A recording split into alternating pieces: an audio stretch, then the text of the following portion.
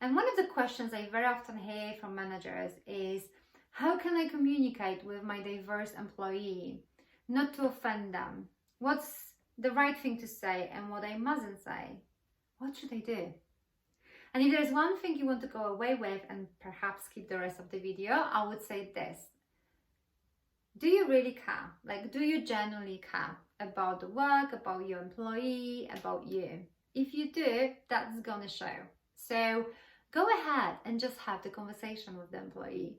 You may say something like, hey, I'm struggling with this, or I've noticed that this and this is happening. Can you help me with this? What do you think about it? What's your perspective? Ask this question and wait for the magic to happen. It can be as simple. Of course, there's a little bit more to it, so if you want to stay tuned, please do. As I'm going to be talking about the empathy now, I'm going to use the Brené Brown and the Dare to Lead. There's a whole chapter on empathy and how could I miss Brené Brown when talking about empathy, right? I'm going to give you one important takeaway. It's that quote. In those difficult moments, it's not our job to make things better. It's just not. Our job is to connect. I've seen it so many times when managers want to jump into fixing, into solving, into saying the right thing and giving the right advice. No, you just have to connect, and that's gonna be good enough. How to do it? Brené Brown gives us 5 skills of empathy. And by the way, it is a skill. It's something that you have to put in practice and practice. Sometimes you will get it right, sometimes you will get it wrong.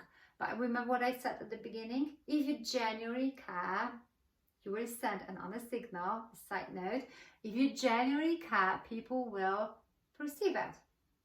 So that's going to help you. What are the 5 skills to practice? Number 1, to see the world as other person sees it. So it's about perspectives.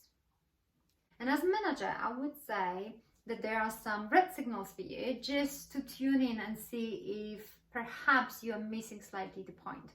What this might be, when you are thinking or saying things like, I wouldn't do that this way, or I wouldn't feel this way, or this is an exaggerated reaction, or anything of that kind. Anything of putting your perspective rather than the other person's perspective. And the step 2 is to respect that, to acknowledge it. Number 2 is to be non-judgmental.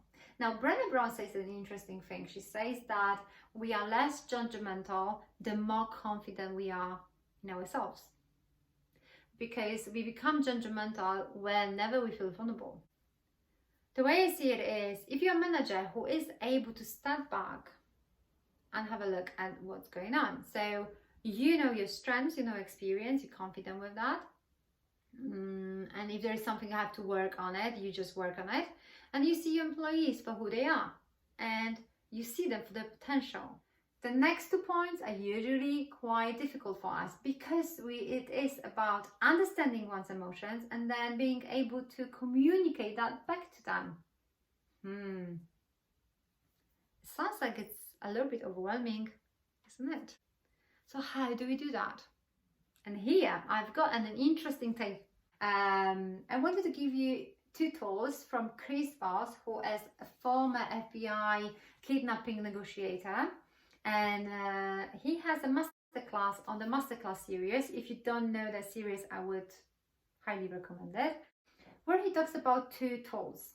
One is called labeling emotions, and the other one is mirroring. So step 1 is you understand the emotion, you're aware of something is going on.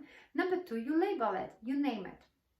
So it may look like, it feels like you are upset. It seems like you are disappointed. The next step is you say nothing. You just wait for the message to sink in, right?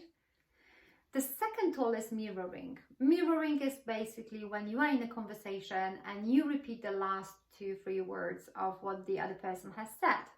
Obviously, you have to be very present and mindful in the conversation, and you have to listen.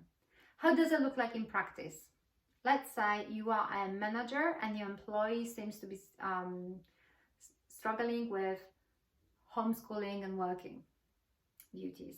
So your conversation may look like, It seems like you are overwhelmed with the situation. And the person may say, overwhelmed. I don't know where I should be focusing on. There's so much going on. And then you may say, as a mirroring tool, so much going on.